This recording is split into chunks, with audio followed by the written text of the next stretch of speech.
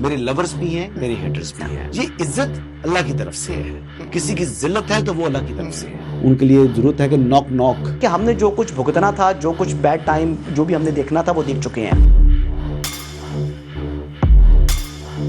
حسن ایوب خان کے تمام دیکھنے والوں کو السلام علیکم. ناظرین، ملٹیپل سٹوریز ہیں، لیکن پہلے اسی خبر سے آغاز کرتے ہیں ولاگ کا، جہاں پر کل ہم نے اختتام کیا تھا. یعنی وزیر اعلیٰ خیبر پختونخوا سہیل آفریدی صاحب جو لاؤ لشکر لے کر اسلام آباد آئے تھے. جانا تو انہوں نے اڈیالہ تھا. رستہ ان کا جو روٹ ان کو اسائن کیا گیا تھا وہ چکری والا جو ہے وہ راستہ تھا، لیکن انہوں نے جی ایچ کیو کے سامنے جانا پسند کیا. ان کے عزائم ایسے تھے، کیونکہ طیب بلوچ صاحب نے جب ان سے پوچھا، یہی سوال کیا، تو اس کا جواب دینے سے گریز کیا سہیل آفریدی نے. پہلے یہ سوال سنیں اور ان کا جواب دیکھیں. سی ایم صاحب، آپ نے روٹ کیوں چینج کیا؟ آپ 26 نمبر پہ کیسے ہے جبکہ آپ کو چکری کا روٹ ملا ہوا تھا کہ وہاں پہ آپ جا سکتے ہیں؟ کیا راستے میں جی ایچ کیو آتا ہے؟ کیا کوئی نئی پلاننگ تھی؟ کیا کوئی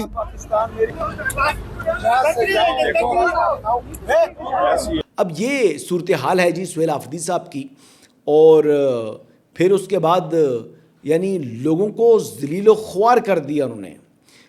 کل جس طریقے سے یعنی پشاور اور لاہور سے آنے والے لوگ جو تھے، مسافر تھے، وہ جس کرب سے گزرے، جس پریشانی سے وہ دو چار ہوئے، گھنٹوں وہ رش کے اندر پھنسے رہے. اور بہت سے لوگ تو ایسے تھے جو کہ کہتے ہیں ایک ایک من کی گالیاں نکال رہے تھے سہیل آفریدی کو. اور سہیل آفریدی نے یہ گالیاں اپنے نام خود کی ہیں. لیکن سب سے زیادہ جو فائدہ ہوا وہ علیمہ خانم کو ہوا کہ علیمہ خانم صاحبہ جنہوں نے اپنی سیاست تو چمکا لی، لیکن گالیاں ساری جو ہے وہ سہیل آفریدی کے نام جو ہے وہ انہوں نے ڈائیورٹ کر دی. یقینی طور پر چیف منسٹر سہیل آفریدی ہیں، اور سہیل آفریدی کی وجہ سے ہی یہ روڈ کی بندش ہوئی تھی. اب انہوں نے اصرار کیا کہ وہ راولپنڈی شہر کے اندر سے گزرتے ہوئے جو ہے وہ جانا چاہ رہے تھے اڈیالہ، جبکہ جو روٹ ان کو سائن ہوا تھا وہ بائی پاس تھا. یعنی راولپنڈی شہر کو بائی پاس کر کے، اسلام آباد شہر کو بائی پاس کر کے وہ براہ راست پہنچ سکتے تھے اڈیالہ جیل کے باہر، لیکن انہوں نے ایسا کرنا پسند نہیں کیا. اب ہوا یہ کہ جب پولیس نے ہلکا پھلکا جو ہے وہ اپنا کہتے ہیں کہ رد عمل ظاہر کیا تو 2 منٹ لگے ہیں ٹوٹل 2 منٹ کے اندر اندر جناب جو پورے جو مجمع انہوں نے رکھا ہوا تھا، جو وہاں پر انہوں نے روڈ کی بندش کی ہوئی تھی، وہ تمام لوگ جو ہے وہ منتشر ہو گئے. بھائی اتنی ان کی حیثیت ہے. اور پھر جھوٹا بیانیہ بنانا شروع کر دیا کہ ربڑ کی بلٹ چلائی گئی ہیں. پھر یہ وہی جھوٹا پروپیگنڈا، ان کے جو پروپیگنڈا ٹولز ہیں وہ ایکٹیویٹ ہو جاتے ہیں، اور وہ پھر ان کی شرمندگی کو کور اپ کرنے کے لیے جھوٹی الزام تراشیاں شروع کر دیتے ہیں. اور اس حوالے سے آج بھی محترم جو ہے وہ پریس کانفرنس کر رہے ہیں. سہیل آفریدی صاحب نے پریس کانفرنس کی اور پریس کانفرنس میں ایک تاریخی جملہ بولا. کہتے ہیں جی کہ رجیم چینج آپریشن سے پاکستان کو کیا حاصل ہوا؟ موجودہ حکومت کی کوئی فورن پالیسی نہیں ہے. یعنی اکنامک پالیسی کا بھی ذکر کیا، لیکن وہ فورن پالیسی کی بات کر رہے ہیں. وہ کیا کہہ رہے ہیں پر یہ سنیں. رجیم چینج آپریشن سے پاکستان کو کیا ملا؟ نہ ان کی کوئی فورن پالیسی ہے، نہ کوئی اکنامک پالیسی ہے. ایک ہی پالیسی ہے کہ جب بھی پاکستان پر کوئی بوجھ آ جائے یہ پیٹرول مہنگا کر دیتے. یعنی بے شرمی کی انتہا، ڈھیٹائی کی انتہا، جھوٹ کی انتہا. سہیل آفریدی دنیا پاکستان کی فورن پالیسی کو اپریشیٹ کر رہی ہے. دنیا پاکستان کی فورن پالیسی کا جب جائزہ لے رہی ہے تو وہ کہتی ہے کہ پاکستان نے آؤٹ کلاس کر دیا انڈیا کو. انڈین چینلز خود ان کے تجزیہ کار رو رہے ہیں.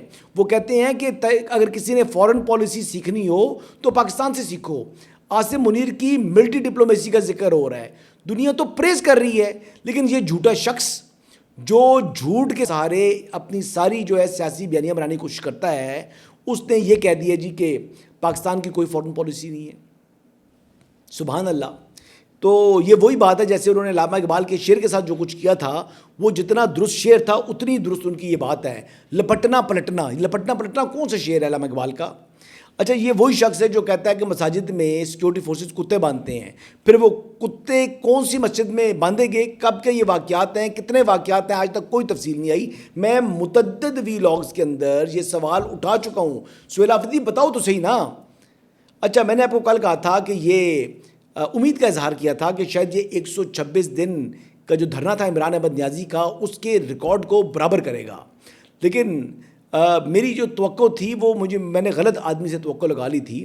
میں تو اس کو قبائلی وزیر اعلیٰ تصور کر رہا تھا, لیکن یہ قبائلی نہیں ہے, یہ اب ڈیزائنر وزیر اعلیٰ ہے. یہ لوئی وٹان تک پہنچ چکا ہے کامیابی سمیٹتے ہوئے.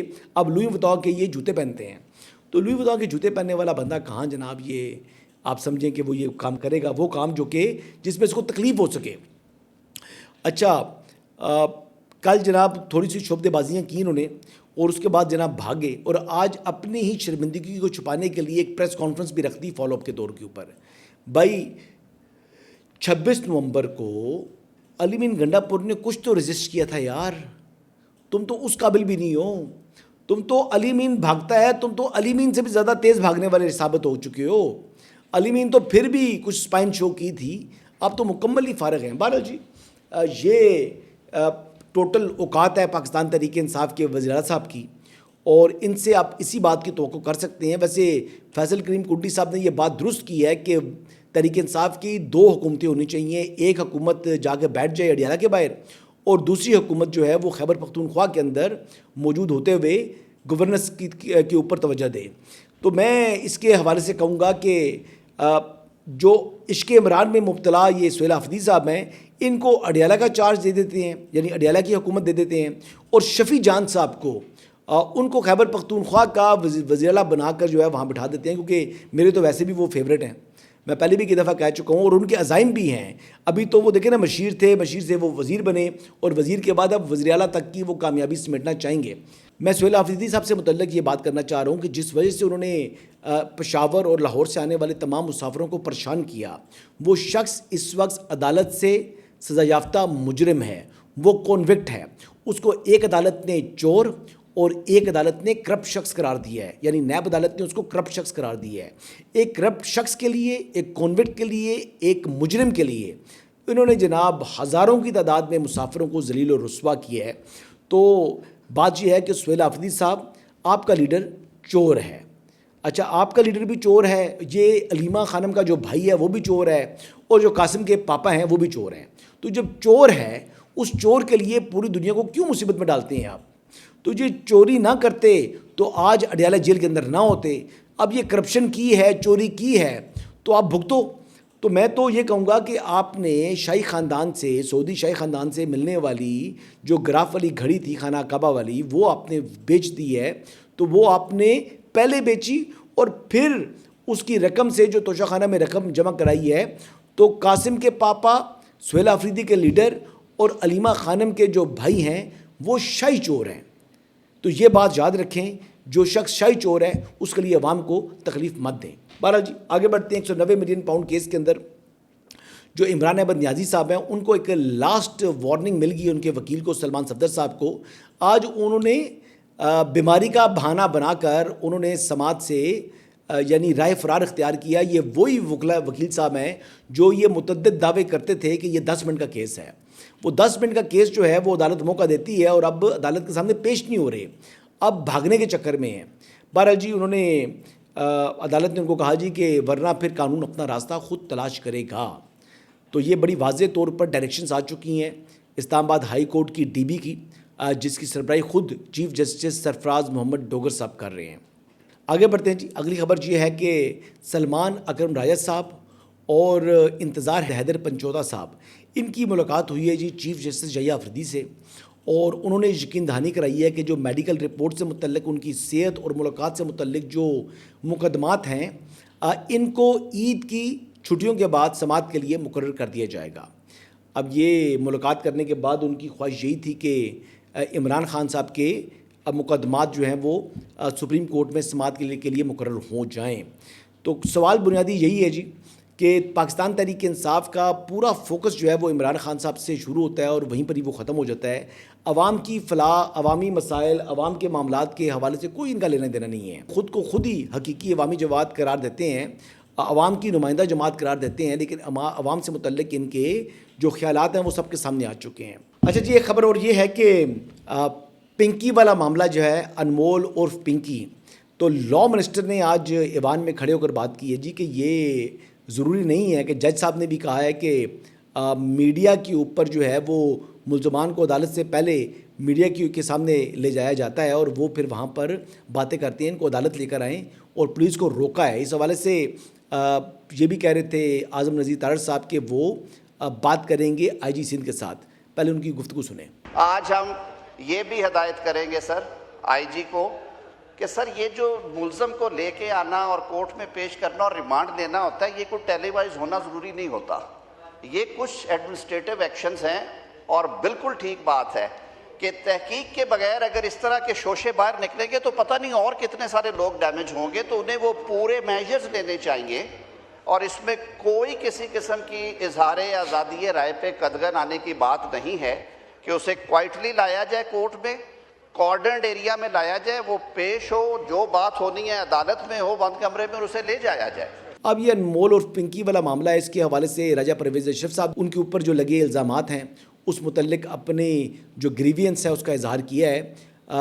راجہ پرویز اشرف صاحب جو ہے وہ سگریٹ تک نہیں پیتے، تو ان سے متعلق اس قسم کی جو گفتگو ہوئی ہے یہ یقینی طور پر قابل مذمت ہے، یہ ایک گھٹیا عمل ہے، اور یہ الزام تراشیاں جو کی جا رہی ہیں یہ درست نہیں ہے۔ میں اس لیے پہلے بھی میں یہ بات کر رہا تھا کہ یہ میڈیا ٹرائل نہیں ہونا چاہیے، خاموشی کے ساتھ جو نیٹ ورک ہے اس کو بریک کرنا چاہیے، اس کو جو ہے گرفتار کرنا چاہیے، اور تاکہ دوبارہ یہ جو منشیات جیسا ناسور ہے یہ ہمارے نوجوانوں کی رگوں کے اندر جو ہے وہ داخل نہ ہو سکے۔ اس حوالے سے رکاوٹ ہمارے ذمہ داران نے پیدا کرنی ہے، اور پولیس کے اوپر ایک بھاری ذمہ داری عائد ہوتی ہے کہ وہ اس نیٹ ورک کو بریک کرے اور پنکی جیسے کرداروں کو یعنی ان کو گلیمرائز نہ کیا جائے، ان کو گلوریفائی نہ کیا جائے، ان کو ایسا کرمنل کے طور پر ہی ظاہر کیا جائے۔ اچھا جی آگے بڑھتے ہیں جی۔ خوشاب PP83 یہ ضمنی الیکشن تھا، اور ضمنی الیکشن میں پاکستان تحریک انصاف جو خود کو حقیقی عوامی جماعت قرار دیتی ہے وہ دکھائی بھی نہیں دی۔ مسلم لیگ نواز کے جو امیدوار تھے سردار ظفر خان بلوچ، یہ بلا مقابلہ رکن صوبائی اسمبلی جو ہے وہ منتخب ہو چکی ہیں اور ان کا نوٹیفیکیشن جاری ہو چکا ہے۔ تو پاکستان تحریک انصاف جو کہ مقابلہ تک کرنے کی سکت نہیں رکھتی، وہ خود کو حقیقی عوامی جماعت خود کو خود ہی قرار دیتی ہے، یہ ان کے کل جو ہے وہ حیثیت ہے۔ عید کے حوالے سے جی وفاقی حکومت نے نوٹیفیکیشن جاری کر دی ہے۔ اب یہ 3 چھٹیاں ہیں جی یہ عید کے حوالے سے آنے جا رہی ہیں۔ وفاقی حکومت نے جو عید الاضحیٰ کے حوالے سے جو چھٹیوں کی اناؤنسمنٹ کی ہے وہ 26 سے 28 ہے جی۔ 26، 27 اور 28 مئی کو تعطیلات کی منظوری ہو چکی ہے، اور وزیراعظم کی منظوری کے بعد یہ کابینہ ڈویژن نے نوٹیفیکیشن بھی اس کا جاری کر دیا ہے۔ تو 3 چھٹیاں ہیں جی، 26، 27، 28، اور نارملی جو ہے وہ یہ ہے کہ لوگ ہمارے چھٹیاں 3 چھٹیوں تک محدود نہیں رہتے، اسپیشلی ہمارا جو لیبر طبقہ ہے وہ 3 چھٹیوں کو کئی جگہوں پر تو 30 چھٹیوں میں تبدیل کر دیتے ہیں۔ بھائی جتنی چھٹیاں ہیں اتنی چھٹیاں کرو، اس کے بعد کام پر واپس آؤ، لیکن یہاں پر ہمارے ہاں عید کی چھٹیاں بہت طویل ہو جاتی ہیں جو کہ درست نہیں ہے۔ سرکاری دفاتر کے اندر بھی لوگ آنا پسند نہیں کرتے۔ خیر بچوں کی تو گرمیوں کی چھٹیاں ہو جائیں گی، تو بچوں کی تو اس مرتبہ جو عید کی چھٹیاں ہیں وہ گرمیوں کی چھٹیوں کے اندر ہی ضم ہوں گی۔ اگلی بات یہ ہے جی کہ اس وقت جو ہمارے وزیر داخلہ ہیں محسن نقوی صاحب، وہ ایک بار پھر تہران روانہ ہو چکے ہیں۔ آپ کو معلوم ہے کہ وہ پہلے بھی 3 دن انہوں نے قیام کیا، اس کے بعد وہ واپس آئے۔ ان کی گزشتہ روز کوئٹہ کے اندر فیلڈ مارشل سے ملاقات ہوئی، پرائم منسٹر کو انہوں نے بریف کیا، اور آج پھر وہ واپس تہران پہنچ چکے ہیں۔ تو یہ بظاہر ایک ایسی سچویشن دکھائی دے رہی ہے کہ جو امریکہ اور ایران کے درمیان مذاکرات ہیں وہ وایا پاکستان ہی جاری ہیں۔ دونوں ایک دوسرے سے جو اپنے مطالبات ہیں وہ پاکستان کے ذریعے ہی پیش کرتے ہیں، اور پھر نیگوسیشنز کے اندر بھی اس وقت پاکستان ایک کی رول پلے کر رہا ہے جو کہ پوری دنیا کے لیے توجہ کا مرکز بنا ہوا ہے۔ اور ایرانی میڈیا نے دعویٰ کیا ہے کہ اس وقت محسن نقوی صاحب کو دوبارہ وہ ایکسپیکٹ کر رہے ہیں کہ وہ 1 گھنٹے بعد وہ لینڈ کر جائیں گے، لیکن جب یہ ولاگ آپ سن رہے ہوں گے تو اس ٹائم تک جو ہے یہ محسن نقوی صاحب لینڈ کر چکے ہوں گے تہران کے اندر۔ IRGC نے بھی وارن کیا ہے جی، انہوں نے کہا ہے کہ اگر دوبارہ ایران کے اوپر حملہ ہوتا ہے تو پھر یہ جو جنگ ہے یہ اس ریجن سے بھی آگے بڑھ جائے گی، یعنی اس خطے تک محدود نہیں رہے گی بلکہ اس خطے کے بعد دوسرے خطوں کو بھی اپنی لپیٹ میں لے لے گی۔ تو یہ بڑی سخت قسم کی وارننگ جاری کی ہے جی IRGC نے۔ جو کہ پاسدارانہ انقلاب ایران کی جو ہے وہ قیادت ہے، یہ ان کی جانب سے یہ وارننگ سامنے آئی ہے۔ یو ایس سینٹ کے اندر جی قرارداد منظور ہو چکی ہے کہ جو نیول بلاکٹ لگایا ہوا ہے امریکہ نے ایران کی جو ناکہ بندی کی ہوئی ہے اسٹریٹ آف ہرمز کے ارد گرد، تو اس حوالے سے 47 کے مقابلے میں 50 ووٹوں سے جو پریزیڈنٹ ٹرمپ کی ایڈمنسٹریشن ہے ان کو شکست ہو چکی ہے جی۔ تو یہ ایک بہت بڑی جو ہے وہ وکٹری ہے ڈیموکریٹس کی، کیونکہ اس میں بہت سے ریپبلکن سینیٹرز نے بھی ساتھ دیا ہے ڈیموکریٹس کا۔ تو آئندہ آنے والے دنوں کے اندر اب یہی معاملہ جو ہے اب جائے گا کانگریس کے اندر۔ اب یو ایس کانگریس کے اندر اگر ڈیفیٹ ہوتی ہے پریزیڈنٹ ٹرمپ کو، تو یہ پریزیڈنٹ ٹرمپ کے لیے ایک بہت بڑا اپسیٹ ہونا ہے، اور اس میں نہ صرف یہ ہے بلکہ پریزیڈنٹ ٹرمپ کو آئندہ جنگ سے روکنے کے حوالے سے بھی سفارشات جو ہیں اس قرارداد کے اندر شامل ہیں۔ تو یہ منظور اگر ہوتی ہے کانگریس سے، تو پھر پریزیڈنٹ ٹرمپ کی دوبارہ جنگ کسی ملک کے ساتھ چھیڑنے کے حوالے سے جو اختیارات ہیں وہ خاصی حد تک کم ہو جائیں گے۔ یہی بظاہر جو ہے اس کا آبجیکٹو بھی دکھائی دیتا ہے، لیکن پریزیڈنٹ ٹرمپ جو ہے وہ بہت سی چیزوں کو تسلیم کرنے سے انکار کرتے ہیں۔ اب لیٹس سی یہ چیزیں کس سمت میں آگے بڑھیں گی۔ بہرحال پریزیڈنٹ ٹرمپ کا یہ بیان بھی سامنے آیا ہے کہ وہ یہ جنگ کو جلد ختم کرنا چاہتے ہیں، اور اس حوالے سے وہ کہہ رہے ہیں کہ ایران بھی ڈیسپریٹ ہے۔ یہ مسلسل وہی باتیں ہیں جو پریزیڈنٹ ٹرمپ مسلسل کرتے چلے آ رہے ہیں۔ لیٹس سی جی کیا سمت یہ معاملہ اختیار کرتا ہے۔ محسن نقوی صاحب دوبارہ تہران جا رہے ہیں، اور اسی بات کی امید ہے جی کہ انشاءاللہ وہاں سے ایک اچھی خبر آئے گی، اور پاکستان کے اندر ایک بار پھر امریکی اور ایرانی جو ہے وہ سفارتکار یا ذمہ داران وہ آئیں گے، اور یہاں پر آ کر ایک مستقل جنگ بندی کے حوالے سے جو معاہدہ ہے اس پر دستخط ہوگا۔ یہ امید ہے، کافی عرصے سے اسی امید کا اظہار کر رہے ہیں۔ اللہ تعالیٰ اس کو جو ہے وہ عملی طور کے اوپر جو ہے حقیقت میں تبدیل کرے۔ انہی الفاظ کے ساتھ اجازت چاہوں گا جی، اللہ حافظ۔